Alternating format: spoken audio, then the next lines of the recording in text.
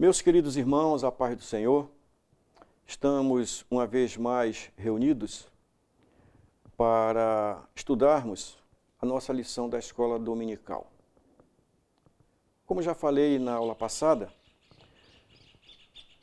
o assunto desse trimestre é a Igreja eleita, redimida pelo sangue de Cristo e selada com o Espírito Santo da promessa. Essa aqui é a nossa revista desse trimestre, é a revista que nos traz os subsídios necessários para as nossas lições.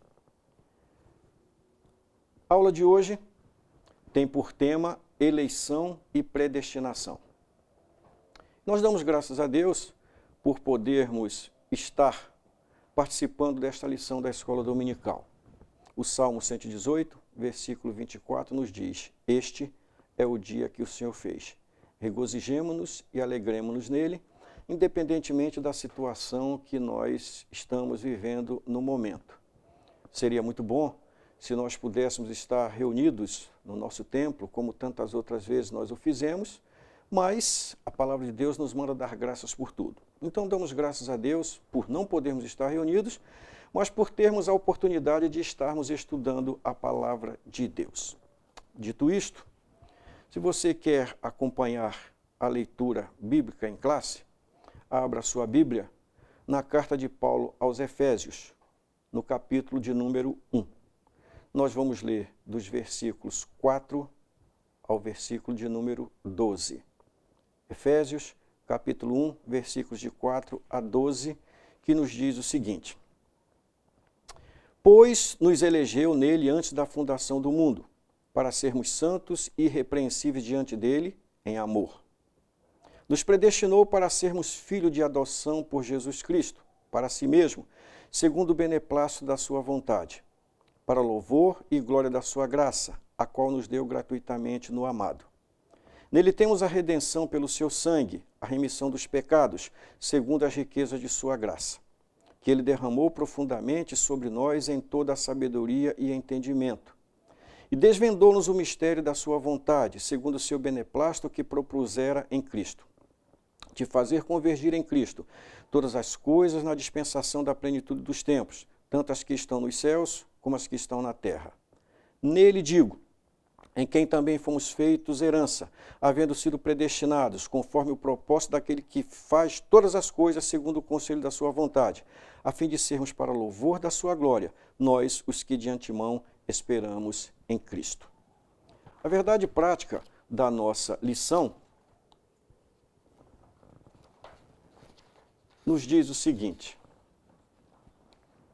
segundo a sua presciência, Deus elegeu e predestinou para a salvação os que creriam e perseverariam na fé em Cristo Jesus. O texto áureo da lição nos diz assim: como também nos elegeu nele antes da fundação do mundo, para que fôssemos santos e irrepreensíveis diante dele em amor, e nos predestinou para filhos de adoção por Jesus Cristo, para si mesmo, segundo o beneplácito da sua vontade. Efésios, capítulo 1, versículos 4 e 5. Bom, a eleição e a predestinação são termos importantes na compreensão da doutrina da salvação. São duas palavras distintas, embora às vezes alguns a tratem como palavras sinônimas.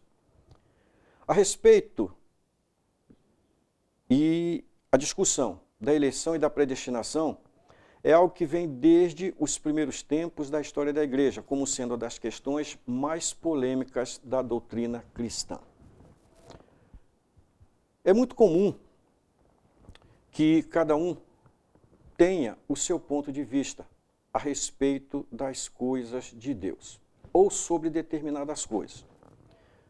É claro que nós temos algumas cláusulas pétreas na palavra de Deus, das quais nós não podemos fugir, e que não é necessário nenhum filósofo para nos dar esclarecimentos maiores sobre ela.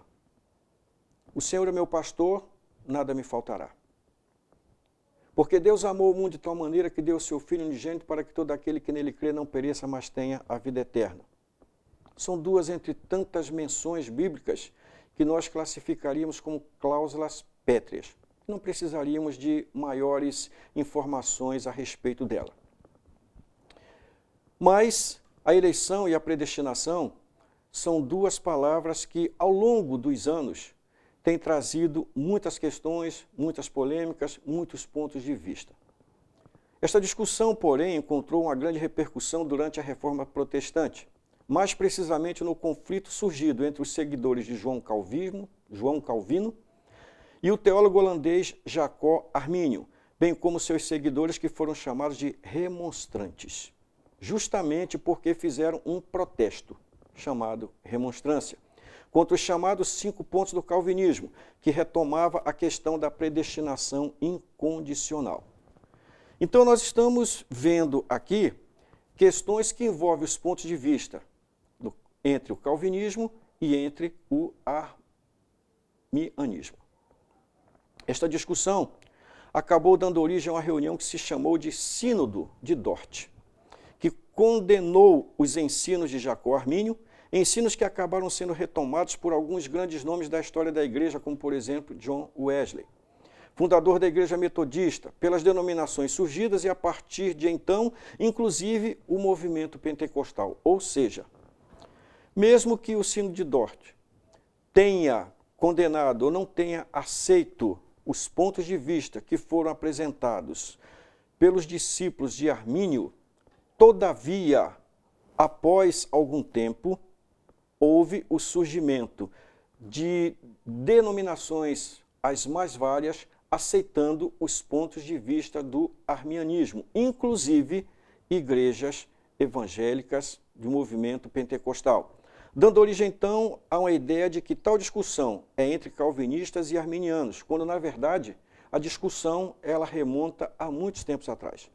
Não é só tratar entre Calvino e Armínio. A discussão ela vai muito mais além. Nós vamos fazer umas considerações preliminares. Vamos procurar entender o que é a eleição.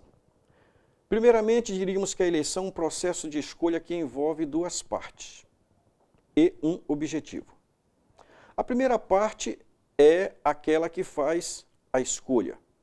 A segunda parte é aquele que é escolhido. E o objetivo da eleição será a função ou o papel que o eleito deverá cumprir. Como é isso? Digamos o seguinte: alguém tem a pretensão de se eleger a um cargo eletivo. Essa é a primeira parte. A pessoa quer se eleger a um cargo eletivo. Existe uma segunda parte, não basta ele querer se eleger. Tem que ter alguém que venha a votar nele. Então essa segunda parte se chama o eleitor. E ele quer por causa de um objetivo. Ele quer assumir uma função e ter um papel para aquilo para o qual ele está sendo eleito. Esse é o objetivo. Como os dois temas propostos, eleição e predestinação, são temas que têm provocado divergências de há muito tempo entre pelagianos, semipelagianos, arminianos e calvinistas, especialmente no campo da mecânica da salvação, julgamos útil para o melhor entendimento tratar também sobre o Sínodo de Dort, ocorrido na Holanda, um sínodo internacional onde foi tratado sobre o conflito existente entre a teologia defendida pelos calvinistas e a teologia defendida pelos arminianos. Vamos tratar sobre a eleição. Para entendermos melhor esse processo, vamos tomar um exemplo material. Alguém quer se candidatar a uma eleição para um cargo executivo. Na eleição, nós vemos um primeiro momento que é o poder para escolher ou para eleger.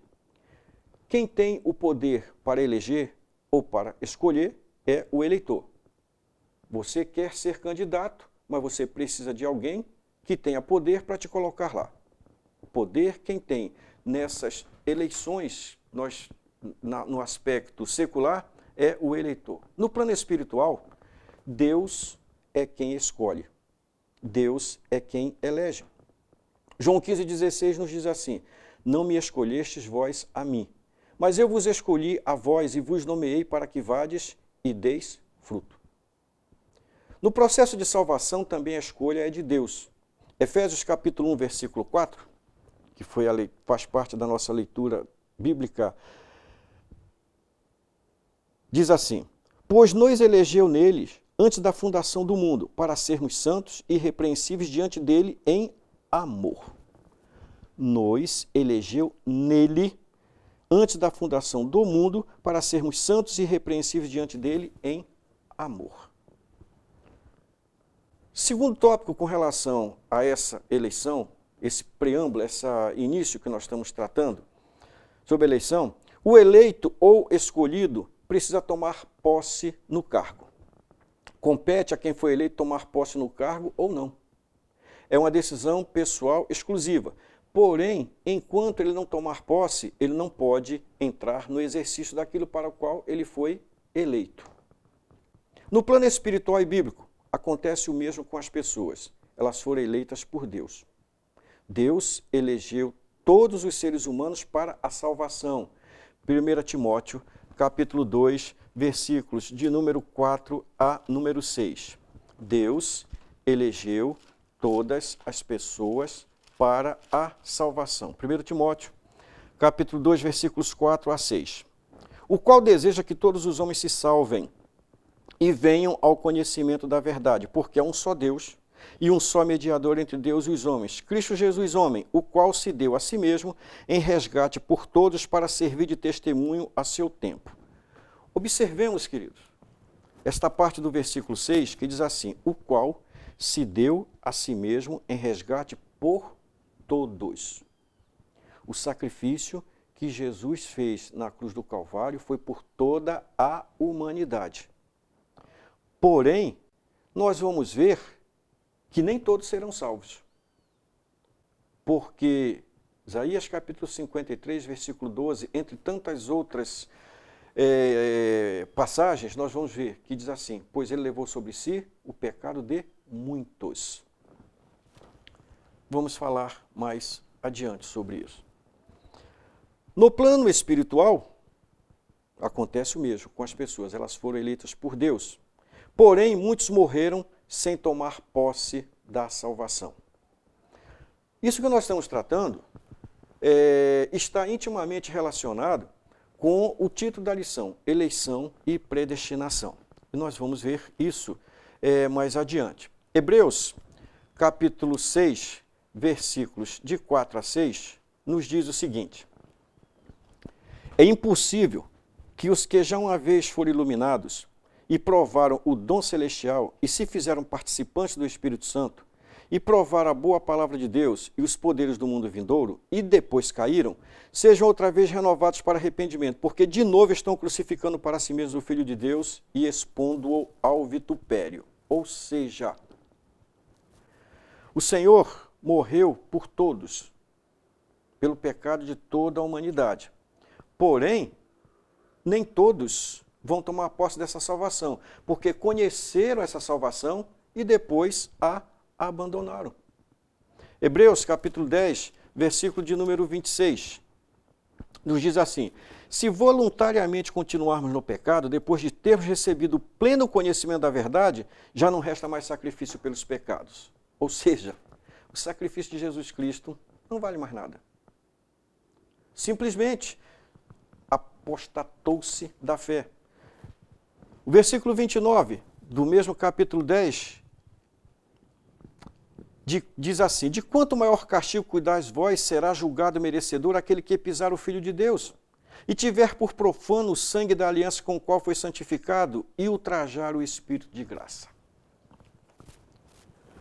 O que o escritor aos Efésios está dizendo aqui, em especial a Hebreus, em especial no capítulo 4, no capítulo 6, nos versículos 4 a 6, ele termina dizendo o seguinte: depois caíram, outra vez sejam renovados para arrependimento, porque de novo estão crucificando para si mesmo o Filho de Deus e expondo-o ao vitupério. Somente a autoridade constituída pode dar posse do eleito e somente em lugar determinado. Ou seja, quando alguém é eleito para um cargo executivo, só tem uma pessoa, só tem um organismo que pode lhe dar posse, dependendo do cargo. Se for prefeito, se for governador, se for presidente da República, cada um estará tomando posse dentro de algo de uma determinada repartição, onde um determinado local que está estabelecido em lei. Só que também tem um detalhe. Ele só poderá tomar posse depois que ele tiver sido diplomado.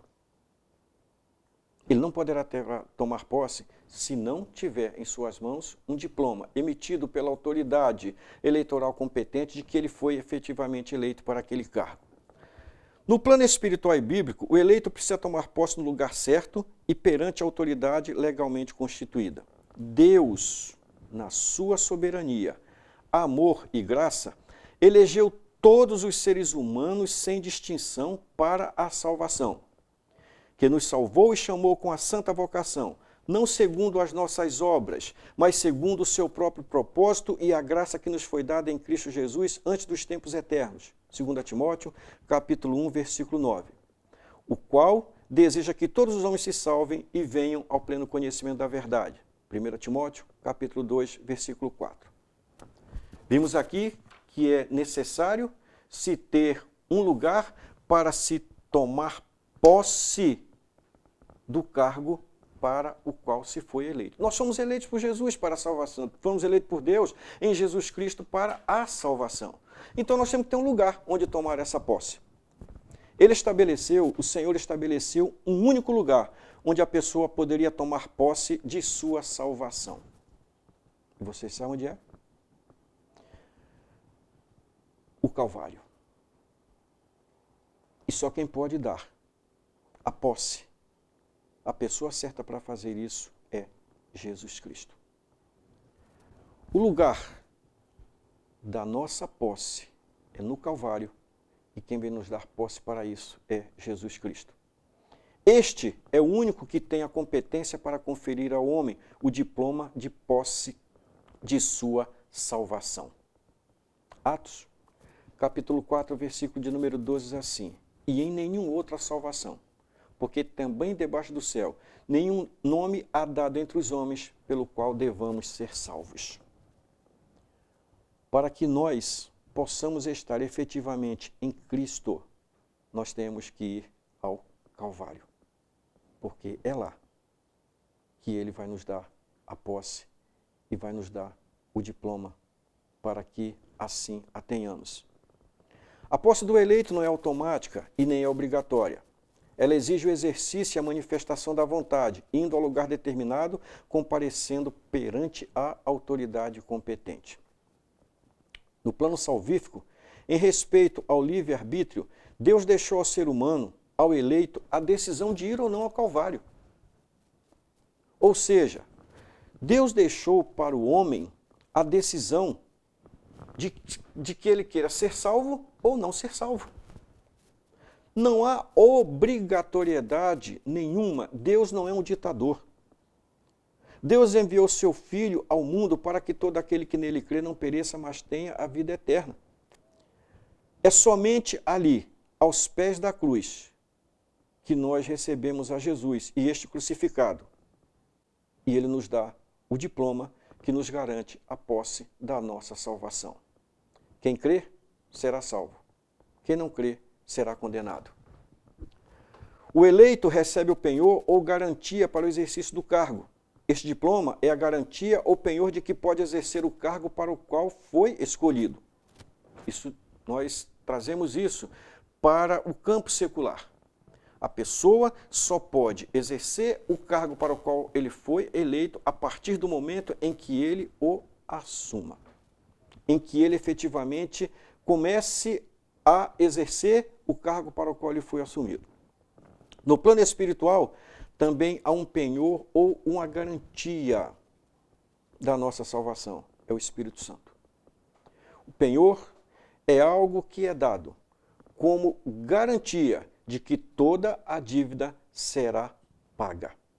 O apóstolo Paulo é quem diz: e tendo nele crido, fostes selados com o Espírito Santo da promessa, o qual é o penhor da nossa herança, para a redenção da promessa de Deus, para louvor da sua glória.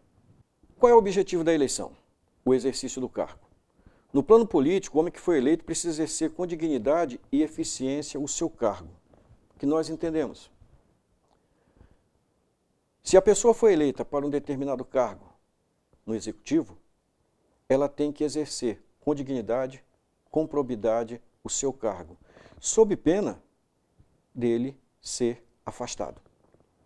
No plano espiritual ou bíblico, a palavra de Deus disse: como também nos elegeu nele antes da fundação do mundo, para que fôssemos santos e irrepreensíveis diante dele em amor. Opa! O que é que nós estamos vendo aqui? Aquele que assume um cargo secular, ele tem que ser probo, ele tem que ser honesto, ele tem que exercer a sua função, o seu cargo, com a maior honestidade possível e com o maior zelo e denudo possível. Para nós, no plano espiritual, o Senhor diz que Ele nos elegeu para que nós sejamos santos e sejamos irrepreensíveis. Isso nós vamos ver mais adiante. Sabemos que quando o eleito se corrompe, quando desvia de suas funções, pode ser punido e até perder o cargo. Assim acontece também no plano espiritual. Exorta o apóstolo Paulo: não erreis, nem os devassos, nem os idólatras, nem os adúlteros, nem os efeminados, nem os sodomitas, nem os ladrões, nem os avarentos, nem os bêbados, nem os maldizentes, nem os roubadores herdarão o reino de Deus. 1 Coríntios, capítulo 6, versículos 9 e 10.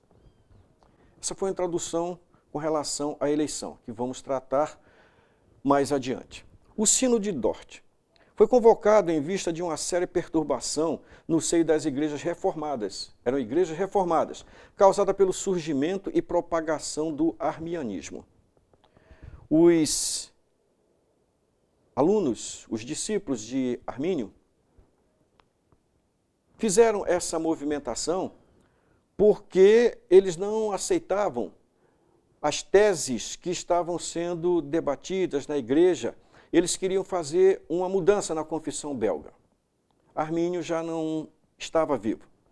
Haviam 3 questões que levaram a este grande sínodo. A primeira, o problema da relação entre a igreja e o Estado. A segunda questão, a revisão da confissão belga e do catecismo de Heidelberg, ao que os calvinistas se opunham. Ou seja, nós estamos vendo aí já uma questão que era levantada pelos remonstrantes, os discípulos de Armínio, e que era confrontada ferozmente pelos discípulos de Calvino. E a terceira questão que deu origem a esse sínodo foi a que tratava da controvérsia sobre a predestinação, sem a qual um sínodo desta magnitude ela não teria acontecido. Era um problema grave a ser tratado. Logo após a morte de Armínio, seus simpatizantes apresentaram aos Estados Gerais um notável documento que veio a ser conhecido como a Remonstrância, ou seja, um protesto. A Remonstrância criticava doutrinas calvinistas porque elas não estavam contidas na palavra de Deus e nem no catecismo de Heidelberg, e não são edificantes, são até mesmo perigosas e não deviam ser pregadas ao povo cristão. O que nós estamos vendo aqui é um período em que a igreja já está vivendo o período da Reforma Protestante. Mas o catecismo de Heidelberg e as outras coisas que estavam sendo tratadas naquele momento e através deste documento, os discípulos de Armínio não concordavam e lançaram 5 pontos que discordavam dos 5 pontos do calvinismo, que nós vamos ver mais adiante. E isso estava sendo um problema sério e continua ainda a ser um problema sério, porque isso até hoje ainda é discutido. Há muitos pontos de vista, mas nós vamos apresentar aqui, o que nós vamos apresentar aqui está muito relacionado, está intrinsecamente relacionado com o que pensa a Assembleia de Deus, a doutrina da Assembleia de Deus. Mesmo estando inserido na tradição reformada, Armínio tinha sérias dúvidas quanto à graça soberana de Deus, no que se refere à livre vontade do homem, ou seja, ao livre-arbítrio do homem. Ensinavam a eleição condicional, tendo por base a previsão da fé, a expiação universal, a depravação parcial, a graça resistível e a possibilidade de cair da graça. Tais posições arminianas foram rejeitadas pelo sínodo e as percepções opostas materializaram-se naquilo que é hoje chamado de os cânones de Dort, ou o de os 5 artigos contra os demonstrantes, os remonstrantes, perdão. Bom, o que nós estamos vendo aqui, todas as teses que foram apresentadas pelos discípulos de Armínio, elas foram refutadas. E nós temos mais adiante mostrar um lado e o outro para que nós possamos dar prosseguimento ao nosso entendimento. Bom, este sínodo estabeleceu um documento final chamado Cânones de Dort, também conhecido como os 5 pontos do calvinismo, em que defendiam suas teses doutrinárias: a depravação total, a eleição incondicional, a expiação limitada, a vocação eficaz ou graça irresistível e a perseverança dos santos.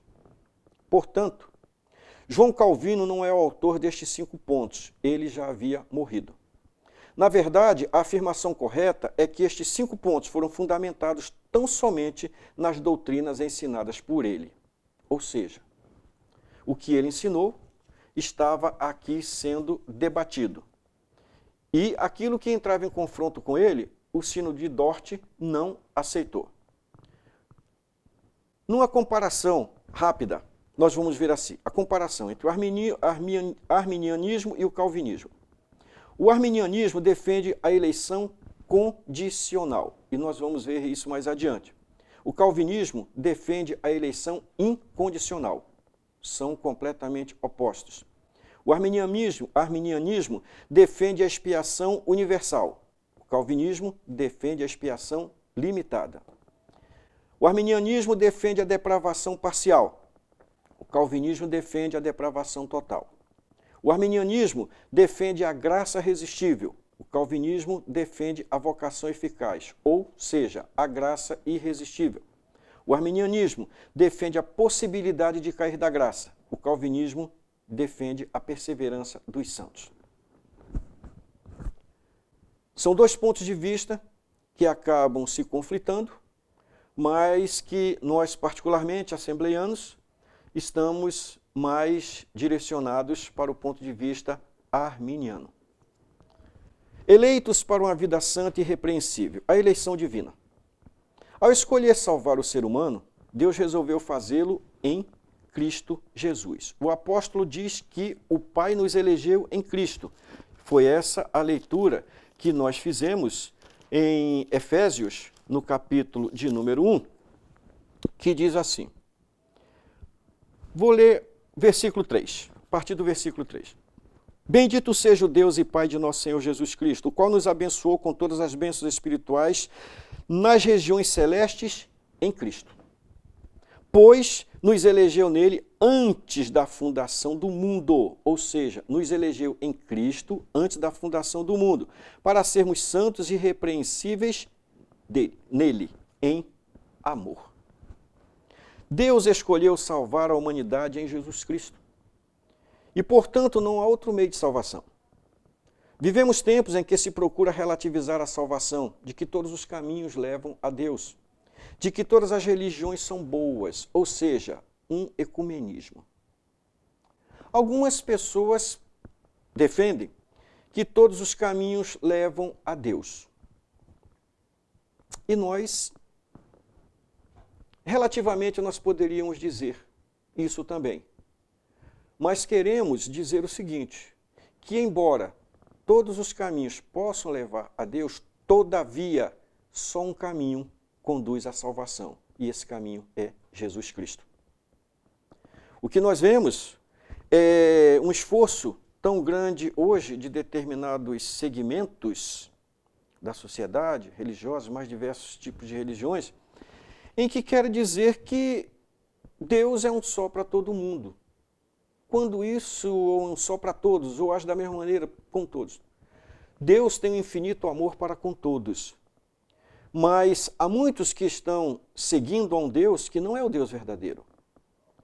Há muitos que estão seguindo determinados ditames estabelecidos por alguém que ele colocou num trono como se Deus fosse. Não é assim.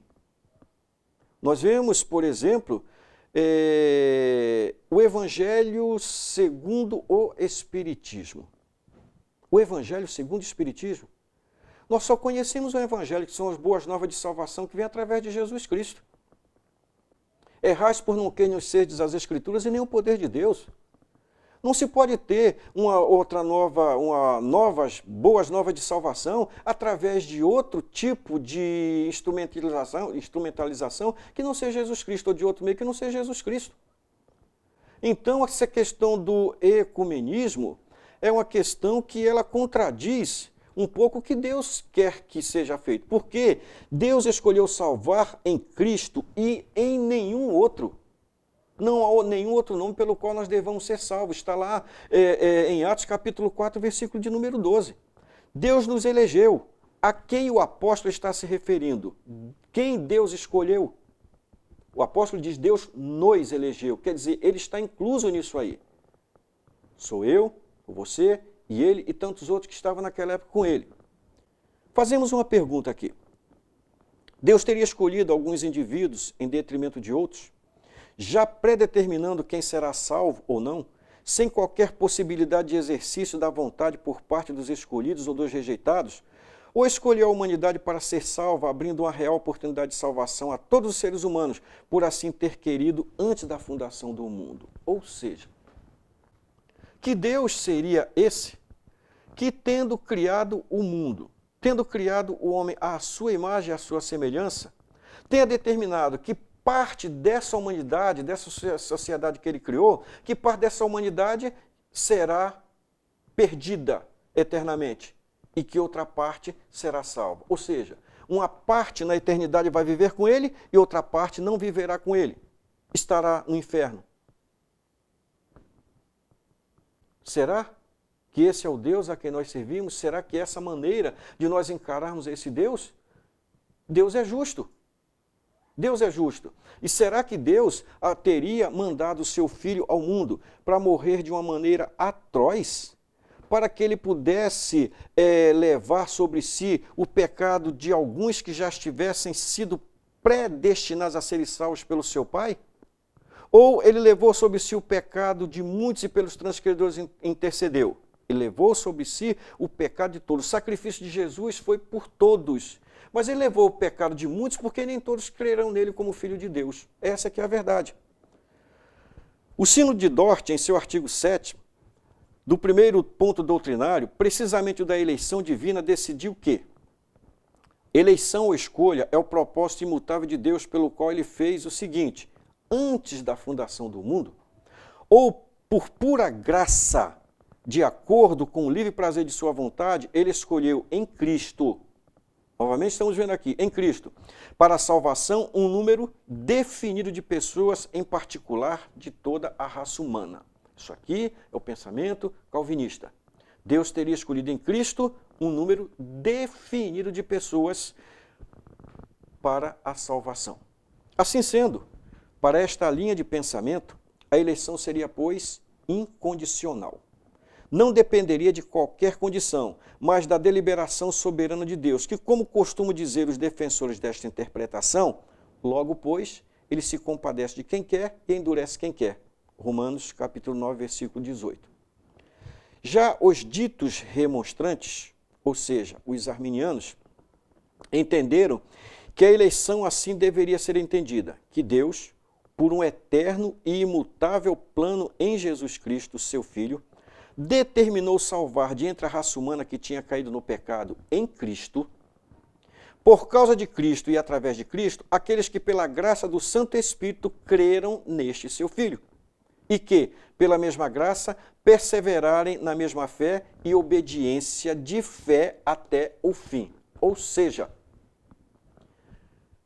a doutrina da incondicionalidade diz que Deus já escolheu um determinado número de pessoas e que eles não precisam fazer maior esforço porque eles já estão eleitos incondicionalmente para serem salvos.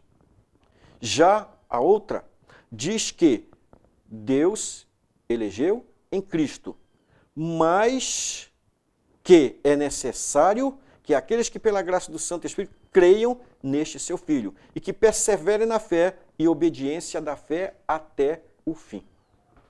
É o que diz Mateus capítulo 24, versículo 13. Aquele que perseverar até o fim será salvo. Para esta linha de pensamento, a eleição seria, portanto, condicional, ou seja, depende do cumprimento de condições por parte do indivíduo, condições já previamente estabelecidas por Deus.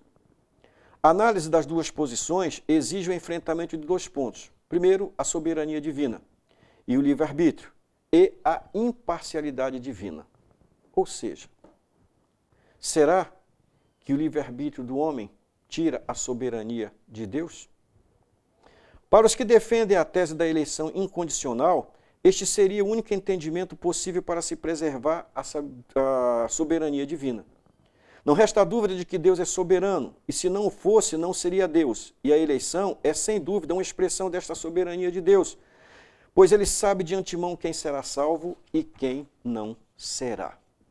Todavia, o fato de Deus saber todas as coisas, inclusive quem será salvo ou não, não significa que ele deva previamente ter que escolher quem será salvo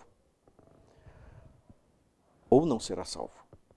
Não foi de sua única, pois foi de sua única livre e exclusiva vontade criar o homem com livre-arbítrio.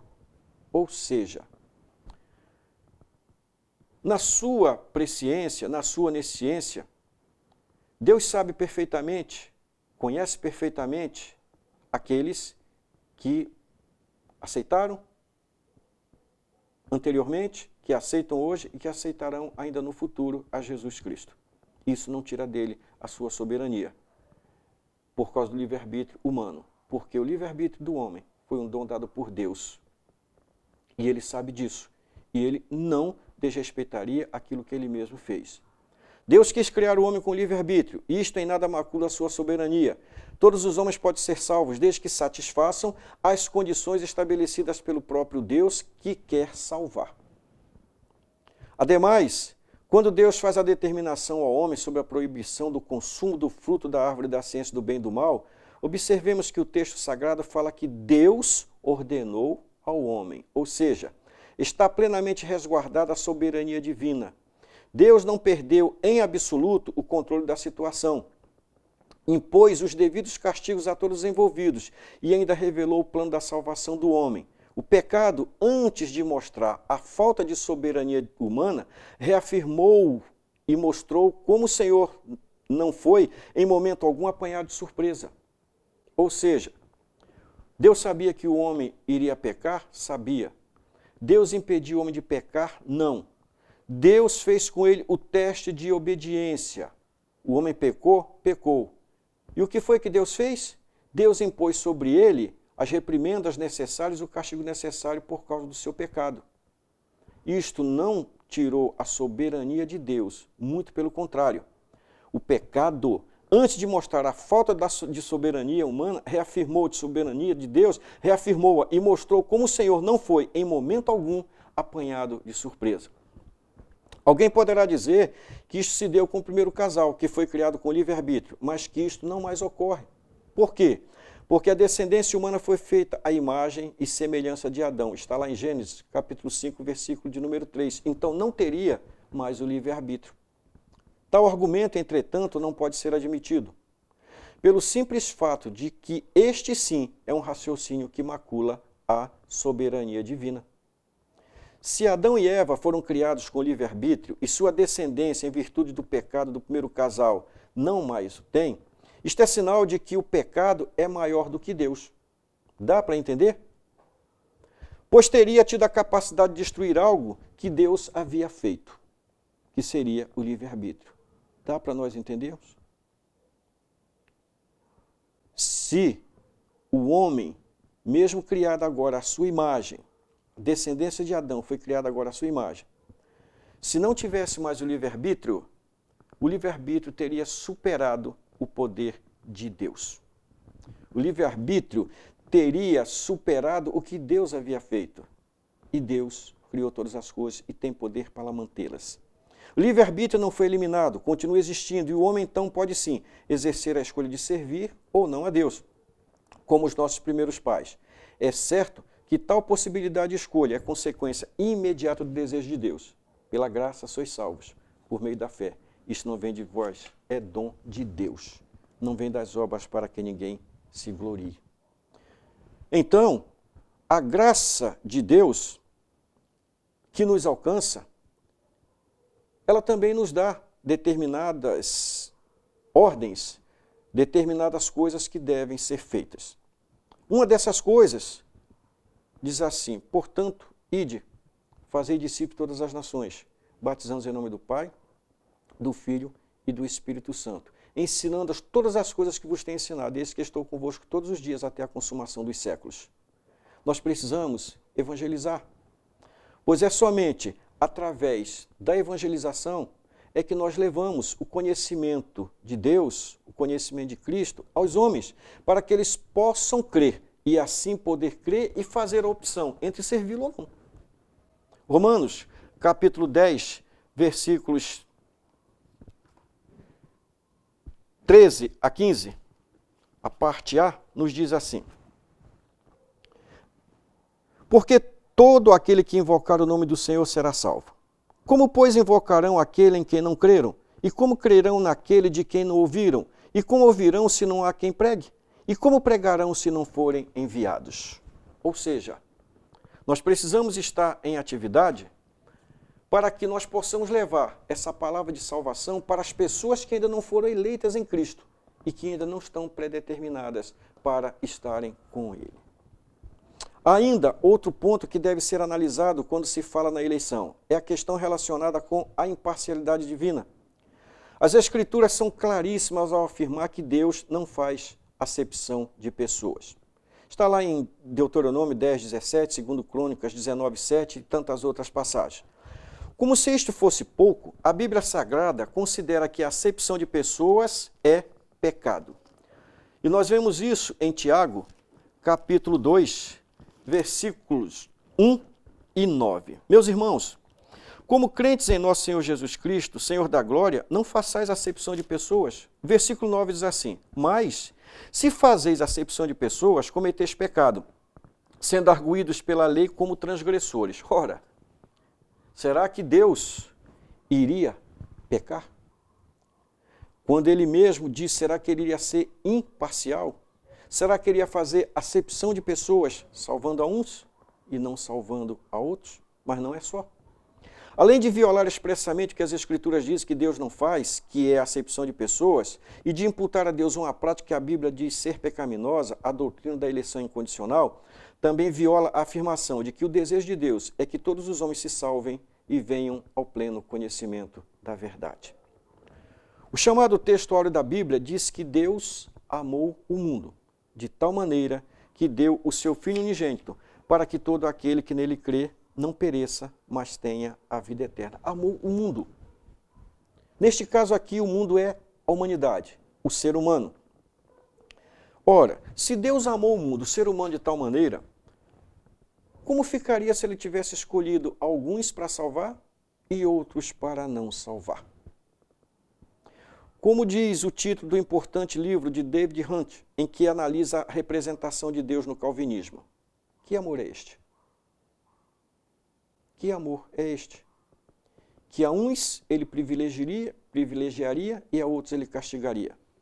Pelo que podemos, pois, verificar, o texto bíblico não dá respaldo à doutrina da eleição incondicional. Não se trata aqui de se dizer arminiano ou calvinista, mas de verificar que a doutrina defendida pelos seguidores de Jacó Armínio encontra respaldo nas Escrituras.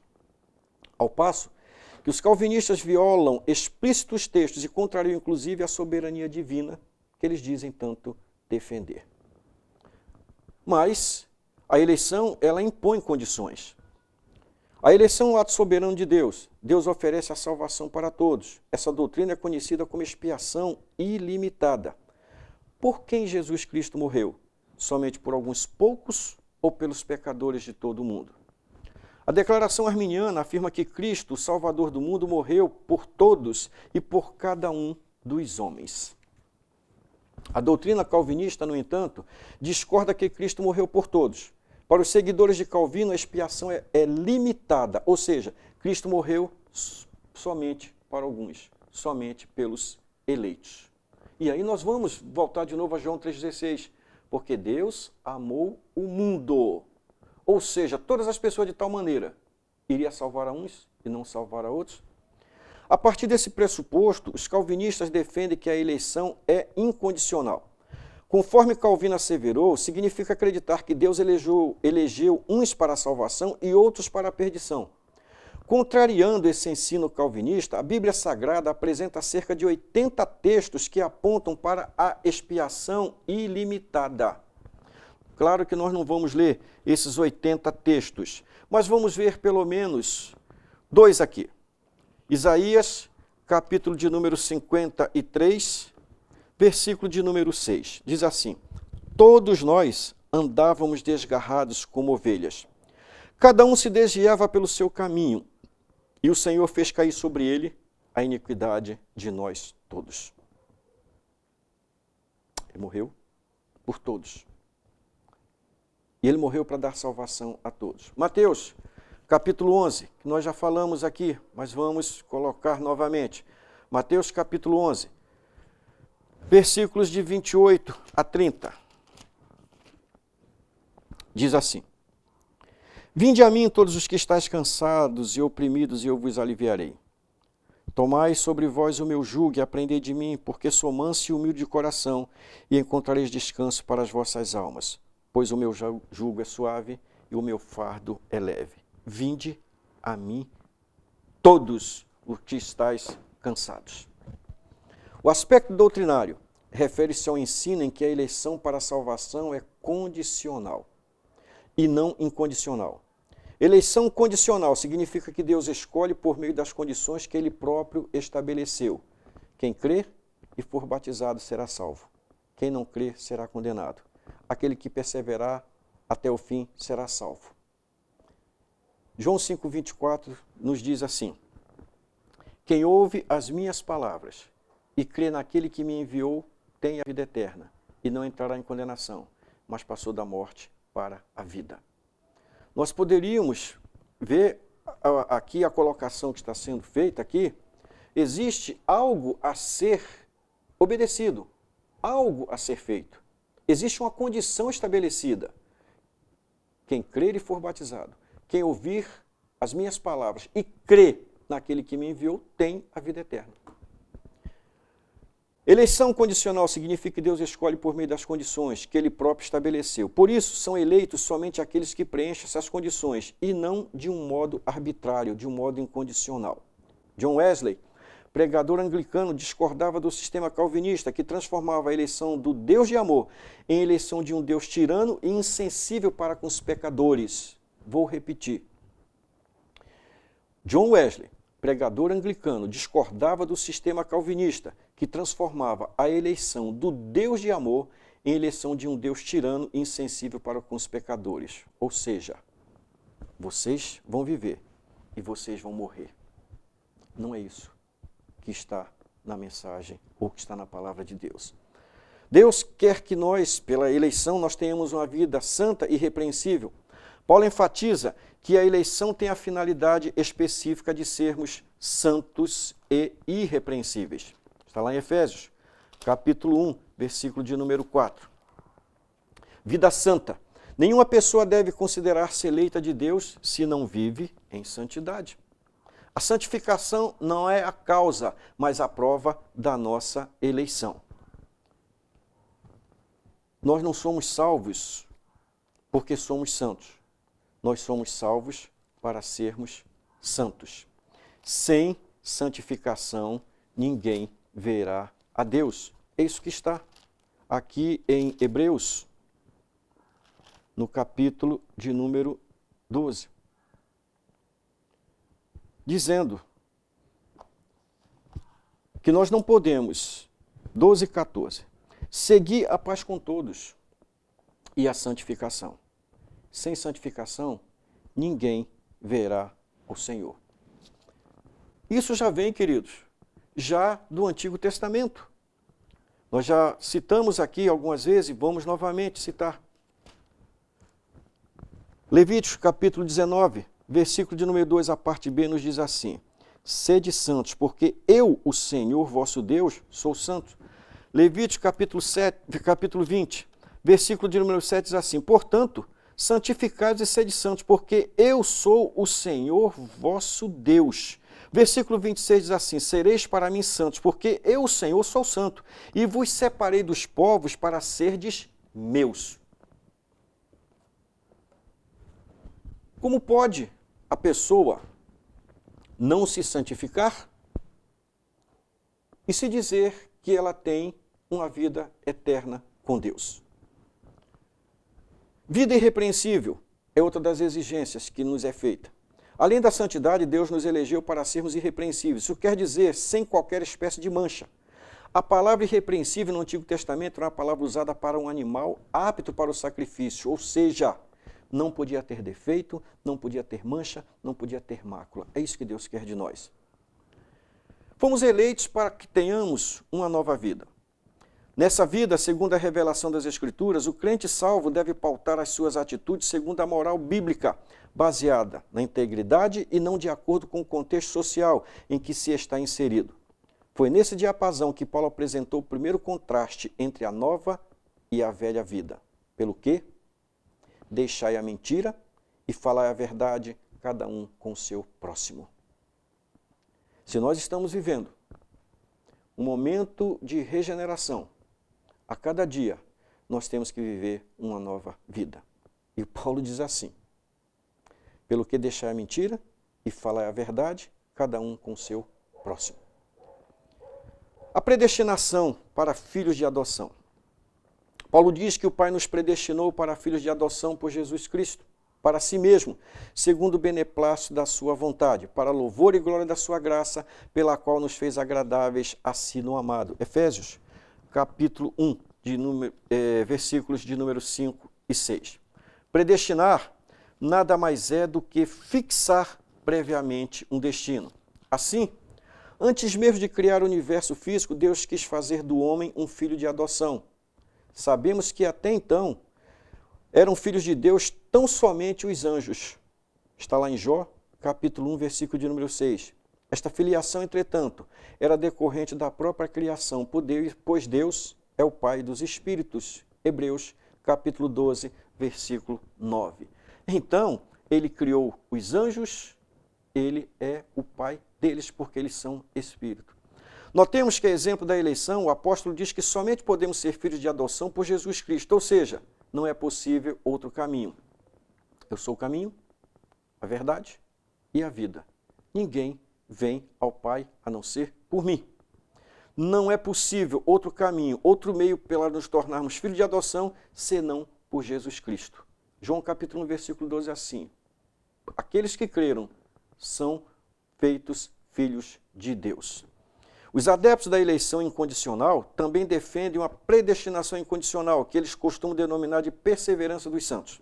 Pergunta-se: se Deus já traçou previamente o destino de cada indivíduo, destinando uns para a salvação e outros para a perdição, sem a mínima possibilidade de escolha por parte deles, ou dá uma real oportunidade para que cada um escolha o destino que deseja ter na eternidade, embora naturalmente Deus, por sua presciência, sabe que escolha será feita. Deus já traçou previamente o destino de cada um? Ou ele já sabe o destino que cada um vai escolher? Já escolheu ou vai escolher? Entende essa linha de pensamento? Que Deus não pode deixar que o eleito se perca, ainda que ele peque. Esta é a linha da condição incondicional. Entende esta linha de pensamento? Que Deus não pode deixar que o eleito se perca, ainda que ele peque, de modo que haverá uma intervenção divina que fará com que a pessoa se salve de qualquer maneira, pois esta é a vontade divina. Ou seja, uma vez salvo, salvo para sempre. E não é isso que a palavra de Deus nos ensina. Uma vez salvo, salvo para sempre, não é isso. Aquele que perseverar até o fim será salvo. Tal pensamento, entretanto, não está de acordo com alguns textos bíblicos. As Escrituras dizem que Deus quer que seus servos sejam santos. Foi isso que nós já vimos. Quer que seus servos sejam santos. 1 Pedro, vamos ver mais uma vez. 1 Pedro, capítulo 1, versículo de número 16, nos diz assim: pois está escrito, sede santos, porque eu sou santo. Nós não podemos fugir disso, queridos. E ninguém pode ser santo se estiver praticando pecado, se estiver praticando imoralidade. E o Espírito Santo de Deus, ele é um espírito sadio, é limpo. O Espírito Santo de Deus não vai habitar em um corpo, em um templo que esteja sujo, que esteja em pecado, porque o pecado suja a vida do homem. Quando o povo de Israel pecou no episódio do bezerro de ouro, o Senhor não disse a Moisés que interviria para que o povo se arrependesse, mas bem ao contrário, disse que destruiria por causa dos seus pecados. Não foi Deus que interviu porque o pecado pecou. O povo teve que se arrepender e eles pagaram um preço muito grande pelo pecado que eles cometeram. O Senhor Jesus, dirigindo-se aos seus discípulos no Sermão do Monte, disse que havia dois caminhos e que a decisão de entrada em um ou no outro não era de Deus, nem dos discípulos, certo? Mas dos discípulos, perdão, a decisão deveria ser tomada pelos discípulos, não deveria ser tomada por Deus. Mateus capítulo 7, versículos 13 e 14, nos diz assim: entrai pela porta estreita, pois larga é a porta e espaçoso o caminho que conduz à perdição, e muitos são os que entram por ela, mas estreita é a porta e apertado o caminho que conduz para a vida, e são poucos os que a encontram. É decisão de cada um. A decisão de se arrepender, a decisão de crer em Jesus, a decisão de vir para Jesus, a decisão de sua vida para Jesus, é uma decisão de cada um. Nós tomamos essa decisão pela graça irresistível de Deus, pela graça, pela misericórdia de Deus, por vontade de Deus, pela graça que Ele nos derrama sobre nós, pelo favor imerecido que Ele derrama sobre nós. Mas a decisão é de cada um de nós. E como pode ser que uma pessoa que aceitou o Senhor Jesus, afastou do Senhor Jesus e depois passou a viver uma vida completamente desregrada, uma vida de pecados, voltou, como diz a palavra de Deus em 2 Pedro, e nós vamos ler isso aqui, volta de novo a uma vida de pecados, 2 Pedro, capítulo 2, versículos 20 a 22, diz assim: se depois de ter escapado das corrupções do mundo, mediante o conhecimento do Senhor e Salvador Jesus Cristo, forem outra vez envolvidas nelas e vencidos, tornou-se-lhes o último estado pior do que o primeiro. Melhor lhes fora não terem conhecido o caminho da justiça do que, conhecendo-o, desviarem-se do santo mandamento que lhes fora dado. Deste modo, sobreveio-lhes o que diz este provérbio verdadeiro: o cão voltou ao seu próprio vômito e a porca lavada voltou a revolver-se na lama. Ou seja, a pessoa que está vivendo uma situação como essa, degradante, deprimente, pecaminosa, Deus vai fazer um esforço especial por ela para que ela não tenha salvação? Ele já fez. Ele já deu Jesus. Lá no Jardim do Éden, ele já decretou isso. Da semente da mulher nasceria um, que pisaria a cabeça da serpente, embora ele pisasse calcanhar. Lá no Jardim do Éden ele já determinou isso. Uma vez salvo, salvo para sempre. Não é isso que está escrito na palavra de Deus. A insistência divina em mandar que o homem se santifique, que se encontra em toda a Bíblia Sagrada. Jesus disse ter se santificado a si mesmo por causa dos seus discípulos. Mas por que esse esforço? Se de acordo com a predestinação incondicional, os seus discípulos estariam garantidos, sem necessidade alguma de se santificar, uma vez que, tendo ou não pecado, alcançariam a glorificação. Jesus santificou-se a si mesmo por causa dos seus discípulos, para que eles vissem o seu exemplo. Os remonstrantes, por sua vez, assim entendem a questão da predestinação. Quando nós falamos de remonstrantes, nós estamos falando dos arminianos. Que aqueles que são enxertados em Cristo por uma verdadeira fé, e que assim foram feitos participantes de seu vivificante Espírito, são abundantemente dotados de poder para lutar contra Satã, contra o pecado, contra o mundo e sua própria carne, e de ganhar a vitória, sempre bem entendido, com auxílio da graça do Espírito Santo, com a assistência de Jesus Cristo em todas as suas tentações, através do seu Espírito. Há um esforço a ser feito. O reino dos céus é ganho à força. Todavia, os remonstrantes não admitiam ser possível a perda da salvação. Ainda estavam titubeantes a respeito disso, porque eles achavam que, de alguma forma, as pessoas não deixariam de ser salvas. No entanto, devemos aqui observar que há diversos textos bíblicos que dizem ser possível a perda da salvação, tais como 2 Pedro, capítulo 2, versículo 1, diz assim: mas houve também entre o povo falsos profetas, Como entre vós haverá também falsos mestres, os quais introduzirão encobertamente heresias destruidoras, negando até o Senhor que os resgatou, trazendo sobre si mesmos repentina destruição. Esse é um dos textos. Nós citaríamos aqui mais Hebreus, como já lemos, Hebreus 6, 4 a 6, Jeremias 8, 5, 2 aos Tessalonicenses 2 e 3, 1 Timóteo 4, 1, entre tantos. Por isso, razão tem a declaração de fé das Assembleias de Deus quando afirma: rejeitamos a afirmação segundo a qual, uma vez salvo, salvo para sempre, pois entendemos à luz das Sagradas Escrituras que, depois de experimentar o milagre do novo nascimento, o crente tem a responsabilidade de zelar pela manutenção da salvação a ele oferecida gratuitamente.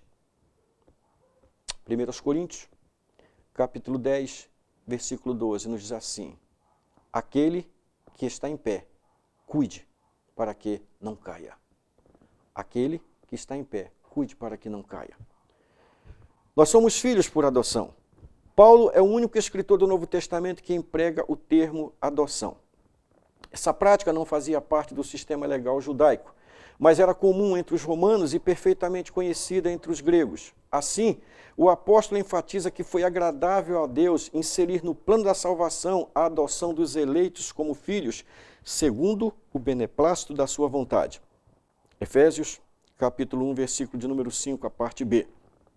De acordo com a lei romana, os filhos adotados têm os mesmos direitos e privilégios dos filhos biológicos, mesmo que anteriormente tivessem sido escravos. Ele não era um filho de segunda classe, mas igual a todos os outros biológicos ou adotados na família do seu pai. Isso era amor.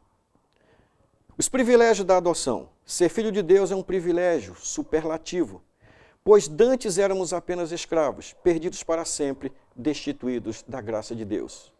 Todos pecaram e destituídos estão da graça de Deus. Romanos capítulo 3, versículo de número 23. Deus nos elegeu em Cristo numa eternidade passada e deu-nos a condição de filhos agora, como um bem presente. Mas este bem presente, isto é, nossa adoção de filhos, implica também responsabilidade, pois o Pai Celestial não mima seus filhos. Pelo contrário, Ele nos disciplina para o nosso bem, para que participemos da sua santidade. Hebreus, capítulo 12, versículo de número 10, diz assim: aqueles, na verdade, por um pouco de tempo, nos corrigiam como bem lhes parecia, mas este, para nosso proveito, para sermos participantes da sua santidade. Deus nos ama e aquele que ama corrige. E nós vamos ver isso já em Deuteronômio, no capítulo 8. Quando está se tratando sobre os benefícios do Senhor dado ao seu povo durante a sua peregrinação no deserto. No versículo 4 está dito assim: nunca se envelheceu a tua veste sobre ti, nem se inchou o teu pé estes 40 anos. Reconhece, portanto, em teu coração que como um homem castiga seu filho, assim te castiga o Senhor teu Deus. Quem ama, corrige. Há um escritor que lançou um livro, diz assim: quem ama, corrige. Deus nos elegeu em Cristo numa eternidade passada e deu-nos a condição de filhos. E é um grande privilégio nós sermos filhos de Deus. Sendo assim, é inconcebível que desfrutemos de um relacionamento com Deus como filhos sem aceitarmos a obrigação de imitar o Pai e cultivar a semelhança entre os membros da família. O que parece unir o privilégio e a responsabilidade que nossa adoção implica é a expressão em sua presença, versículo 4 do capítulo 1, ou diante dele, pois viver na presença consciente do Pai Celestial é tanto um privilégio imensurável, quanto um desafio constante de agradar a Ele. Predestinação e salvação. Uma coisa devemos atentar: a eleição precede a destinação. Diz o texto sagrado, como também nos elegeu nele antes da fundação do mundo e nos predestinou para si mesmo. Deus, Pai, nos elegeu em Cristo para que fôssemos predestinados. Há uma ilustração na Bíblia de estudo pentecostal sobre a eleição e a predestinação, que é bastante pedagógica e que nos faz entender simultaneamente estes dois elementos. Podemos comparar a igreja eleita a um grande navio viajando para o céu. Cristo é o capitão e piloto desse navio. Todos os que desejam estar nesse navio eleito podem fazê-lo mediante a fé viva em Cristo. Enquanto permanecerem no navio, acompanhando seu capitão, estarão entre os eleitos. Caso alguém abandone esse navio e ao seu capitão, deixará de ser um dos eleitos. E todos os que estão dentro desse navio estão predestinados a serem salvos. Deus convida a todos a entrar a bordo do navio eleito mediante Jesus Cristo. Quem aceitar o convite e entrar será salvo. Quem rejeitar será condenado. Isso é que está em Marcos, capítulo 16, versículo 16. Quem crê e for batizado será salvo. Quem não crê será condenado. Encontramos na declaração de fé das Assembleias de Deus no Brasil o seguinte sobre a salvação. O Evangelho contempla a todos e a ninguém exclui. Porque a graça de Deus se há manifestado trazendo salvação a todos os homens. Tito 2:11.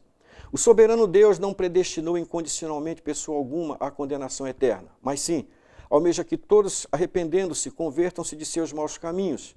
Mas Deus, não tendo em conta os tempos da ignorância, manda agora que todos os homens, em todo lugar, se arrependam. Atos, capítulo 17, versículo 30. Portanto, a predestinação dos salvos é precedida pelo conhecimento prévio de Deus daqueles que, diante do chamamento do Evangelho, recebem a Cristo como seu Salvador pessoal e perseveram até o fim. Mateus, capítulo 10, versículo 22 e Apocalipse, capítulo 3, versículo 10. A predestinação é um ato resoluto do amor de Deus. Ao nos predestinar para filhos de adoção por Jesus Cristo, Deus não fez isto como uma medida de emergência, depois que o pecado subjugou a criação. Pelo contrário, esse era o plano imutável, o amor de Deus desde sempre, desde o princípio. A adoção é um ato consciente, deliberado e resoluto de amor. É uma escolha voluntária. Um filho adotado deve sua posição à graça e não ao direito. Nós nos tornamos filhos de Deus porque Ele generosamente derramou seu amor e sua graça sobre nós. E nós temos que considerar uma coisa, meus irmãos. Quando alguém adota uma criança como seu filho, isto se torna um amor muito maior do que um amor referente a um filho consanguíneo. O filho consanguíneo você gerou. O filho adotivo você o traz de algum lugar, de outra família, para que seja co-participante da sua família. Isto, no meu ponto de vista, é uma grande demonstração de amor. E é isto que Deus está nos mostrando. Nós somos filhos por adoção. E isto representa, efetivamente, um grande amor de Deus para conosco. Queremos concluir dizendo o seguinte: como a vontade de Deus não pode ser atingida se Ele próprio não a revelar, nunca passará de mera especulação saber-se por que Deus quis salvar o homem, enquanto não quis salvar os anjos que pecaram. Veja o que está escrito em 2 Pedro, capítulo 2, versículo 4. Pois se Deus não poupou os anjos que pecaram, mas havendo lançado no inferno os entregou às cadeias da escuridão, ficando reservado para o juízo. Judas, versículo de número 6. E aos anjos que não guardaram o seu principado, mas deixaram a sua própria habitação, ele os tem reservado em prisões eternas, na escuridão, para o juízo do grande dia. Nós não vamos descobrir por que Deus tomou essa decisão, esse mistério. Aqui reside o mistério, a respeito da vontade salvadora de Deus. Não sabemos por quê Deus deixou esses anjos lá. Mas o que sabemos é que Ele decidiu nos salvar. Cristo morreu por todos e por cada um dos pecadores. Desde a eternidade, segundo a sua presciência em Cristo, Deus elegeu e predestinou os que creriam e perseverariam na fé a viver em santidade, receber a filiação divina e a desfrutar de todas as bênçãos espirituais divinamente estipuladas. Paulo menciona que Deus nos elegeu para intencionalmente enfatizar que a salvação depende totalmente dele. Por pertencermos a Ele, por intermédio de Jesus Cristo, somos considerados como se nunca houvéssemos pecado. Tudo que podemos fazer é expressar nosso agradecimento por esse maravilhoso amor. Predestinados à eternidade com Deus, não tenhamos uma espiritualidade desleixada e leniente.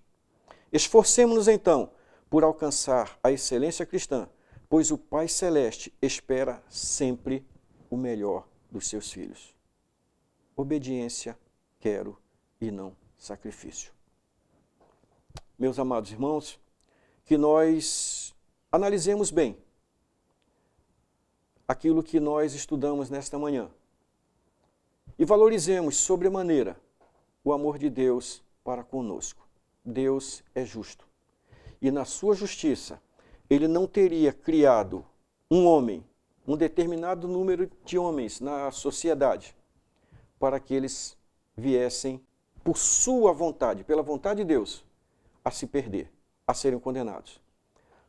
O livre-arbítrio é do homem, é um dom que Deus deu ao homem. Ele é que faz a sua escolha. Eis que coloco diante de vós o caminho da morte e o caminho da vida. O caminho da bênção e o caminho da maldição. Escolhe o que você quer. Há dois caminhos que nós podemos trilhar na vida em que nós estamos.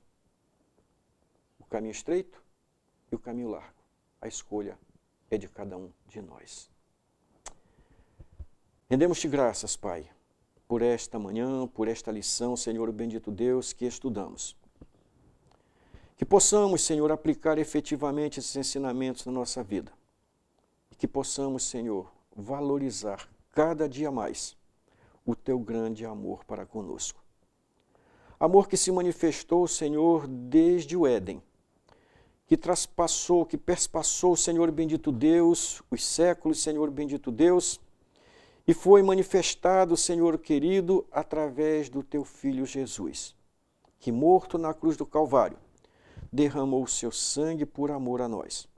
Quando Ele disse que estava consumado, Ele estava confirmando e afirmando, Senhor bendito Deus, que a Tua promessa para a salvação do ser humano, que a Tua promessa, Senhor, de eleição, que a Tua promessa, Senhor, de predestinação iria se cumprir, porque Ele havia obedecido à Tua vontade. Que nós tenhamos em mente, Senhor, que este sacrifício, Senhor, tem que ser a cada dia, a cada instante valorizado por nós, porque o sangue de Jesus tem um preço muito alto. Ninguém, por mais riquezas que tivesse, isto está dito pelo salmista, poderia salvar a sua alma. Mas, Senhor, na cruz do Calvário, nós nos já chegamos, porque é o local onde nós recebemos, Senhor bendito Deus, o nosso diploma e onde nós tomamos posse, Senhor, da nossa salvação. Que o Teu nome seja glorificado, seja engrandecido e que nós, Senhor bendito Deus, preservemos, Senhor, a nossa eleição continuadamente, para que tenhamos, Senhor, em nossa vida cumprido aquilo que Tu tens predeterminado para nós. Em nome de Jesus nós oramos. Amém.